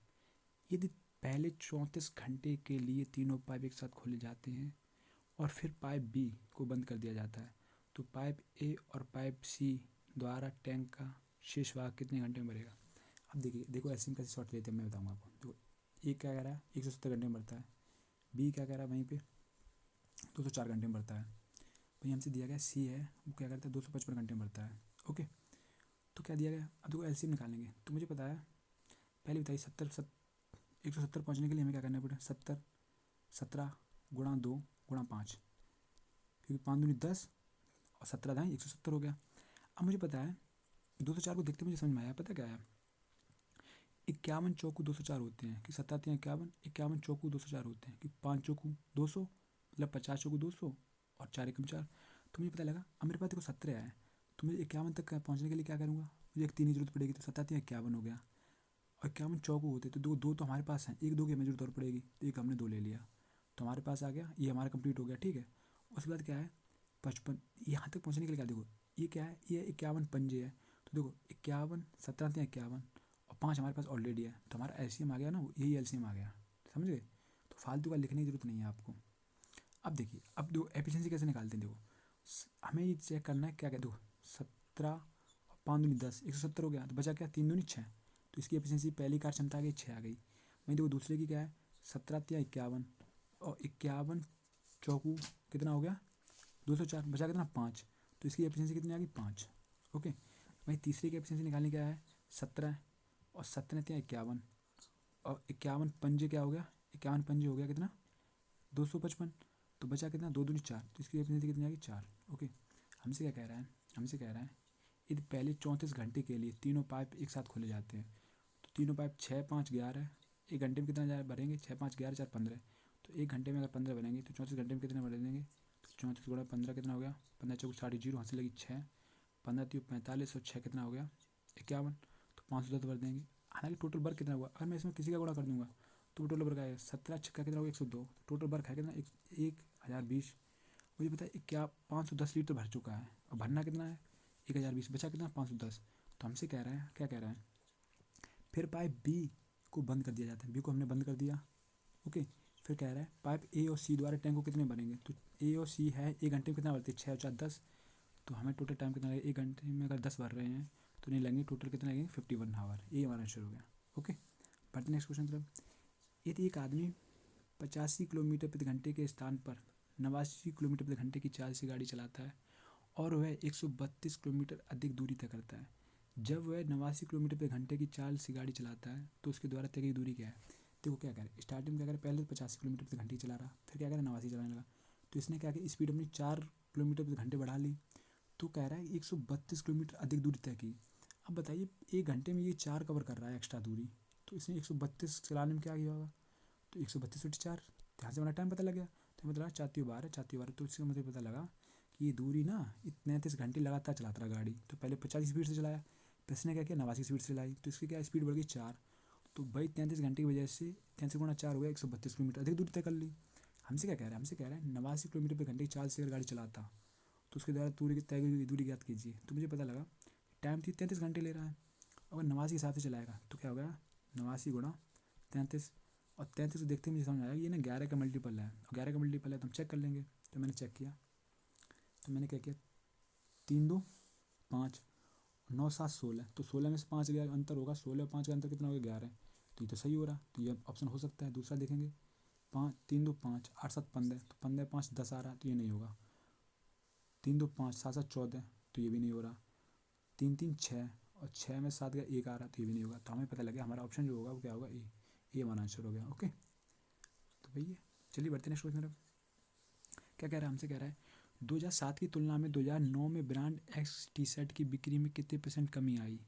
तो 2007 की तुलना में 2009 में ब्रांड क्या है, एक्स, तो एक्स पहला वाला है। तो 2007 में है कितना, 2007 की हमें दी कितनी 1090।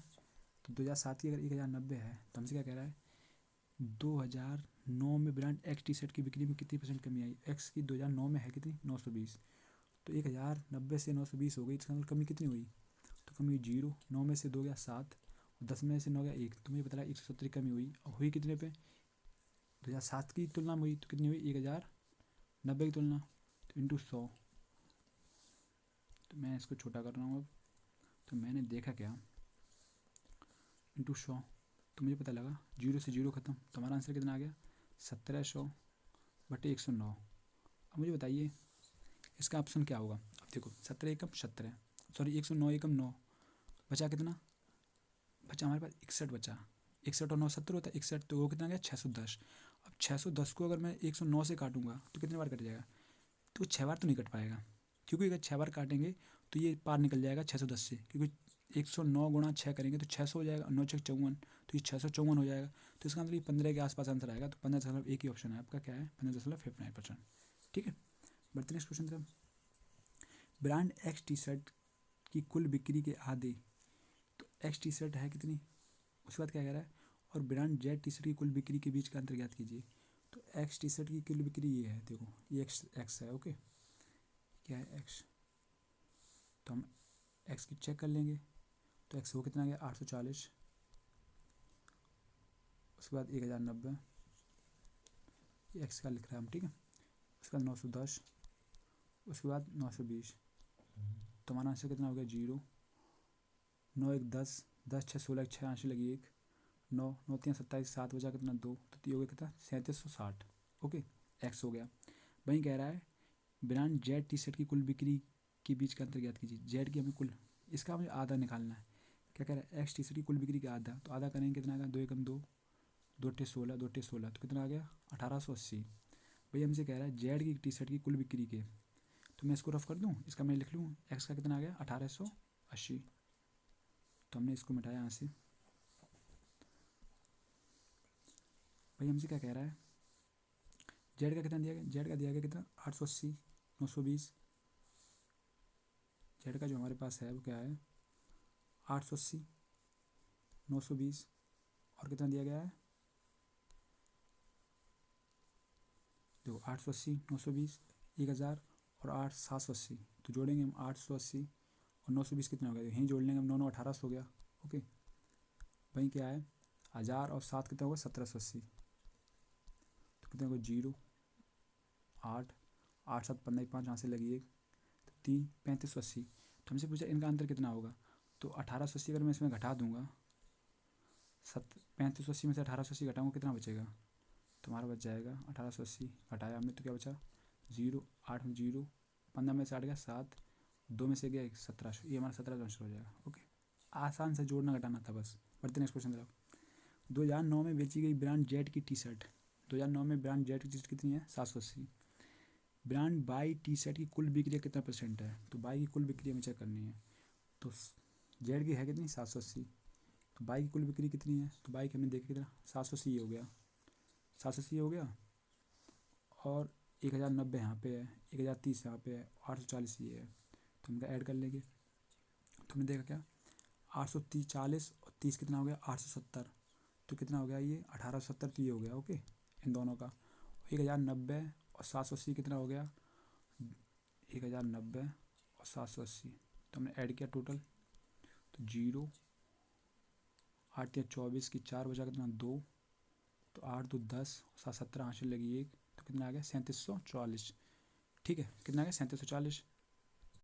तो हमसे क्या कह रहा है, हमसे कह रहा है कि जो है ब्रांड जेड टी शर्ट है, जेड है कितनी 780, बाई टी शर्ट की कुल बिक्री कितना % है, तो 3740 का कितना % है, तो मैं निकाल लूँगा यहाँ से।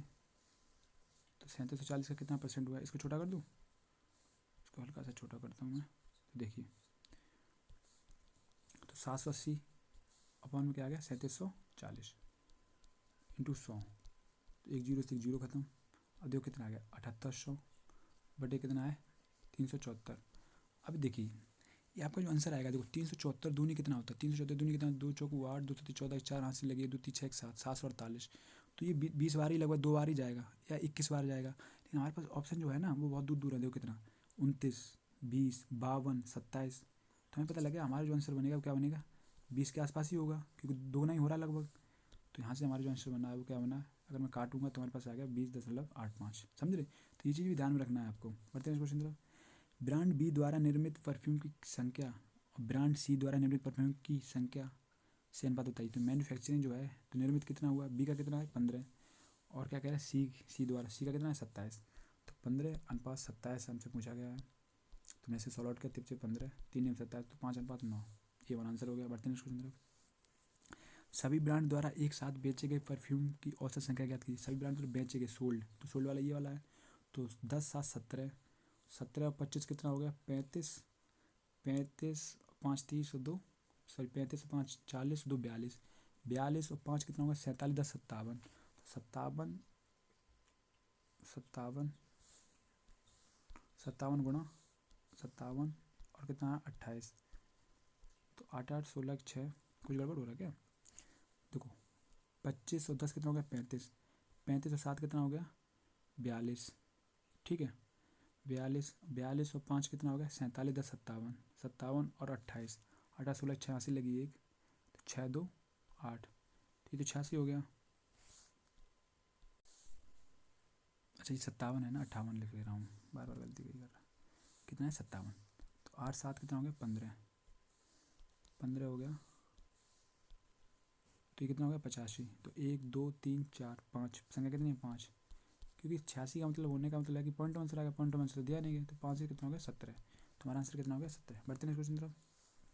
हमें देखो सही दी गई है, ध्यान से देखना। ये कितने पे होता है 5 पे, 5 3 8, 8 3 11, तो 11 3 कितना होगा 14, 14 पे क्या आता है n, तो 14 3 कितना होगा 17, ये सही है। उसके बाद क्या है 11, 11 का बड़ा कितना 13, 13 17। जब 11 2 13 होता है, 13 और 4 कैसे बढ़ेगा 4 17, अगर 17 और 4 19 करेंगे तो 19 और 4 30 आ गया। ठीक 4 4 यहाँ 2/4 ये पता है 2 और 4 का कॉन्फिडेंस ये है प्राइम नंबर। तो 11 भी प्राइम नंबर है, 13 प्राइम नंबर है, उसके बाद क्या है 17 प्राइम नंबर है, 17 के बाद जो प्राइम नंबर आता है वो क्या आता है 19।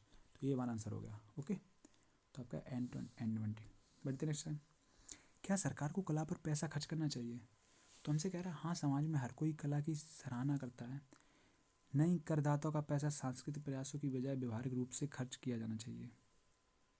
तो इसमें देखो पहला है ये थोड़ा कंपेरेबल है, क्योंकि कह रहा है कि हर कोई कला की सराहना करता है, ठीक बात है। बट भैया कि सरकार का पैसा है उसको थोड़ा मतलब भैया कि गरीबों में भी या जो भी हमारी फॉरेन पॉलिसी है या रक्षा पे काम हो रहा है तो वहाँ भी हमारा DRDO हो गया, इसरो हो गया, इन पे भी खर्चा करना चाहिए। तो इसलिए पहला नहीं हो रहा है, इसलिए यहाँ पे दूसरा ऑप्शन आपका सही हो रहा है। ठीक है इस बेस पे ओके। बढ़ते नेक्स्ट क्वेश्चन तरफ। क्या कह रहा है 3 किलोमीटर चलने के बाद ये लड़का दाएं मुड़ता है, 3 किलोमीटर तक चला उसके बाद दाएं मुड़ गया ये। ओके फिर कह रहा है 4 किलोमीटर चलता है, 4 किलोमीटर चलता है फिर दाएं मुड़ता है, अगर नीचे आ रहा है फिर उसके बाद दाएं मुड़ा और कितना चला 5 किलोमीटर चलता है। फिर कह रहा है अंत में दक्षिण दिशा की ओर उन्मुख होकर खड़ा है। अगर ये दक्षिण दिशा में है तो हमसे पूछ रहा है वह तो पहले हुआ 3 किलोमीटर की दिशा में चला, तो पहले इधर चला था। अगर ये वाली दक्षिण है तो ये क्या होगी, क्योंकि होता क्या है अगर ये उत्तर है तो इसकी अपोजिट क्या दक्षिण है। अब भैया कि अगर इसका अपोजिट दक्षिण है भाई, इसका अपोजिट क्या होता है पूर्व का पश्चिम होता है। तो अगर ये दक्षिण है तो ये क्या होगी ये उत्तर होगी। समझ गए। तो ये आपका आंसर हो गया, आंसर क्या हो गया नॉर्थ। बढ़ते नेक्स्ट क्वेश्चन तरफ। छिपकली सरीसृप है, छिपकली क्या है रेंगने वाली चीज़ है ना, तो सरीसृप सारे रेंगने वाले होते हैं। तो हमसे कह रहा है चूहा क्या होता है, तो चूहा कीड़ा होता है क्या, कीड़ा तो नहीं होता है, चिड़िया होती है चूहा नहीं होता है। परजीवी है, परजीवी भी नहीं है। तो क्या होता है कृतक का है, कृतक बोलते हैं जैसे रोडेंट भी बोलते हैं इंग्लिश में। ठीक है बढ़ते नेक्स्ट क्वेश्चन तरफ। ABC कंपनी में वर्तमान में रिक्त पदों की के लिए इलेक्ट्रॉनिक इंजीनियर आवेदन कर सकते हैं। निष्कर्ष क्या निकाला, मनु जो एक इलेक्ट्रॉनिक इंजीनियर है ABC कंपनी में पद के लिए आवेदन कर सकता है, सही बात है। अगर इलेक्ट्रॉनिक इंजीनियर है तो कर सकता है। दूसरा क्या कह रहा है हमसे कह रहा है इस पद के लिए केवल इलेक्ट्रॉनिक इंजीनियर ही आवेदन कर सकते हैं। तो ऐसी बात हमसे कतन नहीं गई तो अपनी तरफ से हम बनाएंगे भी नहीं, तो दूसरा गलत हो गया, आपका पहले ही सही है। ओके बढ़ते हैं कुछ तरफ। हमें दिया गया वर्ड, हमसे कह रहा है पुनर्वस्थित कीजिए इसको सही कीजिए और इसका समानार्थी सिनोनियम बताइए, सिमिलर वर्ड बताइए। अब अभी देखो निकालने, मैंने आपको पहले बताया इसकी ट्रिक क्या है। इसकी ट्रिक बस एक ही है कि अगर आपको देखो इसको बनाने में शायद आपको टाइम लगेगा, क्योंकि नए नए देखो अब भाई पैरेट को बनाने में हो जाए तो आप बना लेंगे, ठीक है, लाइन बनाना है तो वो बना लेंगे, लेकिन जो नए नए वर्ड होते हैं ना वो टफ होते हैं थोड़ा। लेकिन अब अगर भैया कि अगर आप ये नहीं बन रहे तो एक कोशिश कीजिए क्या कि हम ये ऑप्शन चेक करने हैं, तो क्या है हमने जहाँ तक देखा है उसमें क्या है 3 ऑप्शन सेम होते हैं, एक अलग होता है, मतलब 3 सिनोनिम दे देंगे, एक एंटोनिम दे देंगे। अब देखो इसमें क्या है, एक जेंटल दिया गया है, ब्यूटीफुल दिया गया, ग्रेट दिया गया, टेरेबल दिया गया। मुझे पता है जेंटलमैन मतलब सज्जन पुरुष टाइप का, ठीक है, ब्यूटीफुल अच्छा, ग्रेट महान, लेकिन टेरेबल क्या होता है भयानक होता है, समझ गए। तो टेरेबल मान क्या होता है भयानक, तो ये आपका आंसर हो सकता है और यही है आंसर 99% केस में ऐसा ही होगा आपके पास। तो ये बना क्या, ये बना है ऑफुल बना है, ये जो बना है ना वर्ड वो क्या बना, AWFUL ऑफुल। ऑफुल मतलब क्या होता है भयानक या भयानक होता है, ठीक है। बढ़ते नेक्स्ट क्वेश्चन, हमें देखना है कि सॉल्व आउट करना है। इसमें शायद ऑप्शन थोड़े गड़बड़ हैं, ऑप्शन देखते हैं क्या ऑप्शन है इसके। इसका पहला ऑप्शन ऐसा है देखिए, plus minus into divide by. दूसरा ऑप्शन है plus into into plus minus divide by into plus divide by plus into minus. Okay, तो चलिए देखते हैं पहला ऑप्शन हम रखें। देखो अब मुझे पता है कि क्या हो रहा है, अगर हम पहला रखेंगे तो क्या 40 माइनस के सॉरी प्लस का 75 माइनस का 5 बराबर में क्या है 7 गुणा 3 7 या 21 बटे 4 आ रहा है। देखो यहाँ पे अगर बटे 4 करेंगे तो क्या आएगा, ये पॉइंट में से आएगा, पॉइंट में तो आना चाहिए बराबर आएगा, क्योंकि यहाँ कोई पॉइंट बन नहीं रहा है, तो पहला ऑप्शन तो नहीं होगा। दूसरा ऑप्शन हम चेक करेंगे तो हमने पता क्या क्या देखा, हमने दूसरा ऑप्शन देखा कि इसमें क्या अगर 75 गुणा 5 कर रहे हैं दूसरी जगह पे यहाँ पे, तो ये भी नहीं होगा क्योंकि फिर बहुत ज़्यादा हो जाएगा, 75 गुणा बहुत ज़्यादा हो जाएगा ना, फिर ये कहाँ से बराबर कर लेगा। तीसरा ऑप्शन हो ही सकता है। अब देखो तीसरा हम चेक करेंगे तो क्या है 40 माइनस का 75 भाग 5 बराबर 7 गुणा 3 प्लस का 4। ओके, तो हमने इसे सॉल्व आउट किया, क्या है काटा 75 का 15, 40 में से 15 का कितना बचा 25, ये कितना हो गया 7 या 21 और 4 25, तो ये आपका आंसर हो गया ऑप्शन नंबर आपका सी। बढ़ते हैं नेक्स्ट क्वेश्चन तरफ। इसकी भी शायद ऑप्शन गड़बड़ है थोड़ी, इसका भी देख लें। इसका क्या है माइनस इंटू सही है, तो वाला पहला वाला सही है। दूसरा ऑप्शन क्या है इंटू प्लस इक्वल टू। तीसरा ऑप्शन क्या है minus divide by equal to. चौथा ऑप्शन आपका क्या है प्लस इंटू इक्वल टू। अब देखिए अब पहला ऑप्शन रखेंगे तो मुझे पता है कि 120 गुणा 4 कितना हो जाएगा, बहुत ज़्यादा बड़ा हो जाएगा, बराबर में कैसे आ जाएगा इसके 25 के बराबर में कैसे आ सकता है तुम बताओ, नहीं आ पाएगा ना, ये ऐसी संख्या दी गई है, ठीक है, ये 25 बराबर कैसे आ पाएगा, नहीं आ पाएगा। दूसरा ऑप्शन देखेंगे तो 55 गुणा 120 यही बहुत बड़ा हो जा रहा है, ये भी नहीं हो सकता है। तीसरे के साथ है क्योंकि डिवाइड बाई आ रहा है, तो मैंने देखा 55 माइनस 120 डिवाइड बाई 4 बराबर 25, इसके चांस वाले हो सकते हैं। तो देखा हमने 4 बार है 30, तो 55 में से 30 गया कितना बचा 25, तो 25 बराबर 25, ये आपका आंसर हो गया। तो भैया सोचने का तरीका भी ऐसे आपके डेवलप होगा। बढ़ते हैं स्टूडेंट तरफ। हमसे कह रहा है एक वर्ष 1665 का कैलेंडर किसके समान होगा। अब देखिए इसमें बस 3 चीज़ें याद रखिए, पता क्या, एक तो होता है कि लीप ईयर जो रिपीट होती है ना वो 28 साल बाद होती है। ओके, उसके बाद क्या है लीप ईयर के बाद जो +1 अगली जो लीप ईयर की अगली साल होती है, इस मान लो लीप ईयर क्या है 2024 लीप ईयर थी तो 2025 सपोज दैट, तो इसका जो कैलेंडर रिपीट होगा ना वो 6 साल बाद होगा रिपीट। उसके बाद क्या है लीप ईयर के में अगर मैं 2 ऐड करूँ या 3 ऐड करूँ उसका कैलेंडर होगा 11 ईयर बाद रिपीट। बस इतनी बात रखें, तो हमें सबसे बस ये चेक करना है, बस एक का क्या चेक करना है, मुझे पता है कि 1665 लीप ईयर तो नहीं है, तो मैं देखूंगा कि ये लीप ईयर +1 तो नहीं है, तो मैं अगर इसमें एक घटा दूंगा तो मैं देखा क्या 1664, तो मुझे बताइए 4 से कट रही है, इसका मतलब है ये लीप ईयर की अगली साल है, तो इसका मतलब जो कैलेंडर रिपीट इसका होगा वो 6 साल बाद हो जाएगा। तो 1665 में अगर मैं 6 ऐड करी तो कितना आ गया 1671, तो इसका जो कैलेंडर रिपीट होगा वो कितने बार होगा 1671 का रिपीट होगा। बढ़ते हैं क्वेश्चन तरफ। हमें क्या दिया गया है, इसको इस तरह लिखा गया, तो ठंडे सन को क्या लिखेंगे। अब देखिए ध्यान से देखना, पता क्या है कुछ नहीं हो रहा है इसमें, पता क्या हो रहा है, अगर मैं शुरू के फॉरवर्ड देखें तो मैंने देखा क्या ये उल्टे हो रहे हैं। जैसे CANC है ये कर क्या रहा है, ये कर रहा है CNAC, ये कर रहा है CNAC, ठीक है। उसके बाद कर रहा है फिर फॉरवर्ड जो बचे ALLE, तो ये कर रहा है ALLE कर रहा है। उसके बाद में जो 4 वर्ड बचे ना TION, तो इसको क्या कर रहा है ONNOIT, ये पलट दे रहा है। तो वही करेंगे हम, 4 4 का पेड़ बनाएंगे, पलटते चले जाएंगे। तो मैंने देखा क्या, तो मैंने जो देखा 4 4 के पेड़ बनाए, तो मैंने देखा क्या, यहाँ से अगर मैं इसको पलटूंगा तो क्या आएगा, NUHT। उसके बाद क्या आया, ये 4 पलटे तो क्या, SRED। उसके बाद ये 4 पलटे तो क्या आएगा, MROT। तो हमारा आंसर क्या हो गया, NUHT SH। देखो एंड में क्या है, MROT आ रहा है, तो MROT तो पहले में तो नहीं आ रहा, तो ये कैंसिल ही हो गया।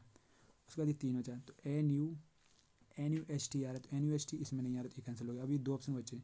उसके बाद क्या बचा, SRE, लेकिन इसमें SER आ रहा है, तो ऑप्शन नंबर आपका 4 हो गया। ठीक है, बढ़ते नेक्स्ट क्वेश्चन। अब हमें दिया गया फाउंडेशन का ये मतलब एक सीरीज दी गई, तो नेक्स्ट पद पूछा है। अब देखिए मैं ध्यान से देखूंगा तो मैंने पता क्या पाया, मैंने देखा क्या, ये सीरीज इस प्रकार लिखी हुई है आगे वर्ड, तो मुझे पता है इसका शुरू के 2 वर्ड गायब कर दिए, अंतिम 2 गायब कर दिए। लेकिन फिर क्या हुआ, तो इसमें ये तो सेम ही लिखी, पता क्या है, इसमें एक एक वर्ड बढ़ा दिया। पता कौन सा वाला बढ़ाया, जो इस सीरीज की जो बना है ना, इसके आगे ये बचा, एक यू बढ़ा दिया, एक ये वाला यू बढ़ा दिया। उसके बाद क्या किया इन्होंने, फिर 2 2 गायब कर लिए, क्योंकि अब ये वाला आ गया, तो इसने शुरू के ये दोनों वर्ड गायब कर लिए, ये 2 गायब कर लिए। अब क्या करेंगे, अब ये फिर एक एक बढ़ाएंगे, क्योंकि माइनस कर रहे पहले 2, फिर एक बढ़ा देंगे। तो बढ़ाने के बाद क्या लिखेंगे जी, NDAT तो है, लेकिन NDAT है, इसके बाद बढ़ाएंगे क्या, यू बढ़ा देंगे, इधर आई बढ़ा देंगे, तो आगे यू बढ़ाया, पीछे आई बढ़ाया, तो ऑप्शन नंबर आपका ए हो गया। बढ़ते हैं क्वेश्चन। अब क्या कह रहा है, हमसे कह रहा है सभी फल स्वादिष्ट हैं, सभी जूस स्वादिष्ट हैं, कुछ फल जूस हैं, कोई फल जूस नहीं है। तो देखिए कुछ फल जूस हैं, कुछ फल जूस, कुछ फल जूस तो नहीं है, ओके, कोई फल जूस नहीं है। अब देखिए ये पर्सनली देखो नेगेटिव सेंटेंस बनता नहीं पहले, लेकिन पर्सनली एक पता क्या इसमें, क्या इसमें कंडीशन आ गई, पता क्या आ गई, कुछ फल जूस नहीं है। पहली कंडीशन हम पहले में कह रहा है कुछ फल जूस हैं, दूसरे में कह रहा है कुछ फल जूस नहीं है। अब देखिए कुछ फल जूस हैं पहले में कह रहा है, दूसरे में कह रहा है कोई फल जूस नहीं। अब देखो या तो होंगे या नहीं होंगे, मतलब समझ रहे, जैसे आप 2 सेंटेंस दिए, आपने कहा वो नहीं आ रहा है, आपने कहा वो आ रहा है, तो अब या तो नहीं आ रहा है या आ रहा है, एक तो कंडीशन हो गई ना। तो इसका जो हमारा आंसर बनेगा वो क्या बनेगा, इसका इसी कंडीशन जो हमारा बनता है वो ई जो फाइनल ऑप्शन होता है वो होता है या तो 1 या 2। ठीक है, क्योंकि या तो एक ऊपर वाला सही होगा या नीचे वाला सही होगा, एक तो होगा ना सही, क्योंकि या तो हाँ होगा या ना होगा, 2 में तो एक तो होना ही है ना। बढ़ते हैं सोचते क्या कह रहा है, सभी छात्र शिक्षक हैं, कुछ शिक्षक व्याख्या हैं, कोई व्याख्या वृत्तिक नहीं है। अब देखो कुछ छात्र व्याख्या हैं, तो कुछ शिक्षक व्याख्या हैं, देखो हमसे क्या कह रहा है, कुछ शिक्षक व्याख्या तो हो सकती है, लेकिन कुछ छात्र व्याख्या नहीं, तो पहले तो नहीं हो रहा। कोई छात्र वृत्तिक नहीं है, कोई छात्र वृत्तिक नहीं, कोई छात्र तक वृत्तिक पहुंचने के लिए सेंटेंस पहुंच ही नहीं रहा है, ये भी नहीं होगा। तो आपका क्या होगा, सी, ना तो 1 ना 2। बढ़ते हैं सोचते हैं। इसी के साथ आपकी क्लास ये खत्म होती है यहीं पे। उम्मीद करता हूँ आपको क्लास अच्छी लगी। क्लास अच्छी लगी तो वीडियो को लाइक करें, अपने दोस्तों में शेयर करें, चैनल को सब्सक्राइब करें। और इसकी जो PDF आपको मिलेगी, मैथ्स विद दर्पण यादव पे टेलीग्राम चैनल है आपका, मैथ्स विद दर्पण यादव, वो ज्वाइन कर लें आप। डिस्क्रिप्शन में आपको लिंक मिल जाएगा उसका, वहाँ से इसकी PDF लें और ख़ुद भी 1 2 बार सॉल्व करें उसको। तो मिलते हैं चलो नेक्स्ट क्लास में, नमस्कार।